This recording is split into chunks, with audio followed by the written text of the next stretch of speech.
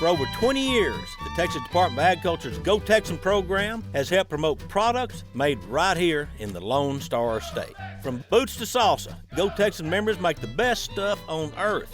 Now, friends, let's take a look at one of these fine Texas businesses and why they are Go Texan proud. Go Texan every day. My name is Lindy Fletcher. I am the head soda jerk here at Dublin Bottling Works. We've been in business for 129 years, making pure cane sugar craft sodas right here in Texas.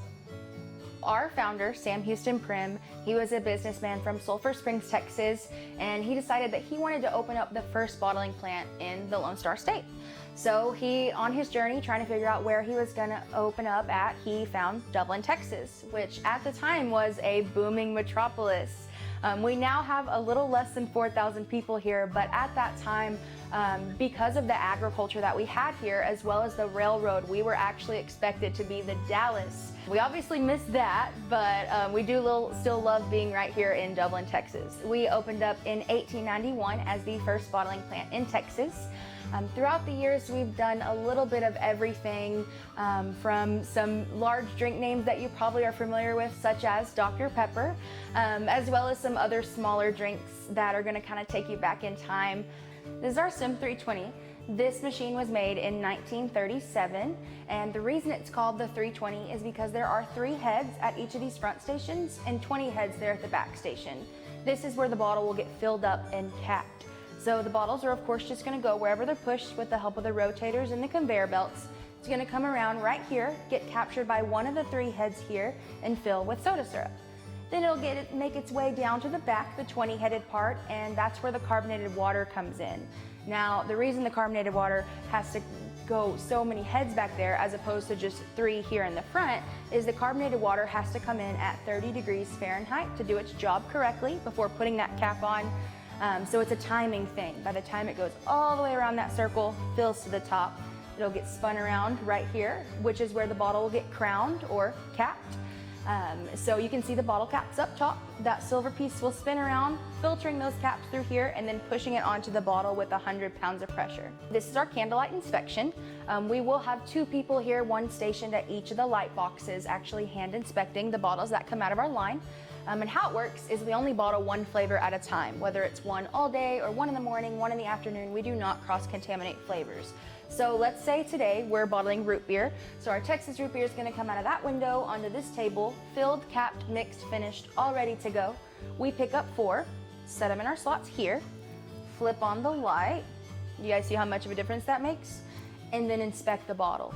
So what we're looking for here is the color of the liquid, the fill line, how full it is, making sure there are no cracks or chips in any of those bottles, and also making sure there are no foreign objects in there.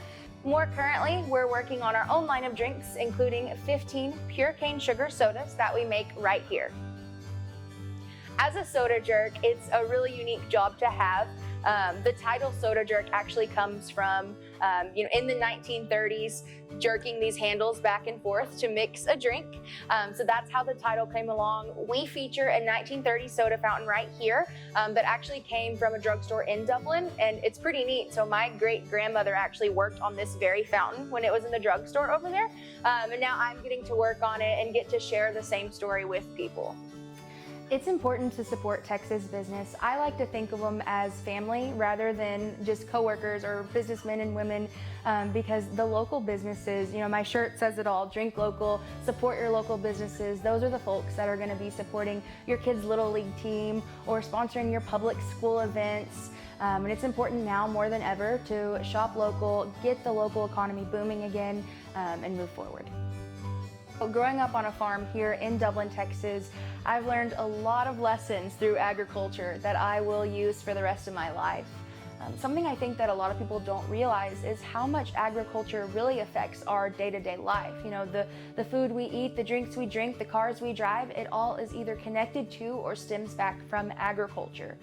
We have been a member of the Go Texan program for many years. The main reason was, as a Texas business who uses a lot of Texas products, it's important for us to be able to also give back to other Texas businesses. And then Go Texan, just everything that it stands for is fantastic, and it has given us a lot of opportunities that we wouldn't have had otherwise. It's interesting, just down the road, there's Veldhuizen Cheese Shop, which is another Go Texan business where they have raw cheese and milk, and it's a dairy industry. And it's really neat. We have formed a partnership with them, and we actually sell their cheeses. We serve them on our sandwiches here, and you can find our sodas in their shop. My name is Lindy Fletcher. I'm with Dublin Bottling Works, and we are Go Texan proud.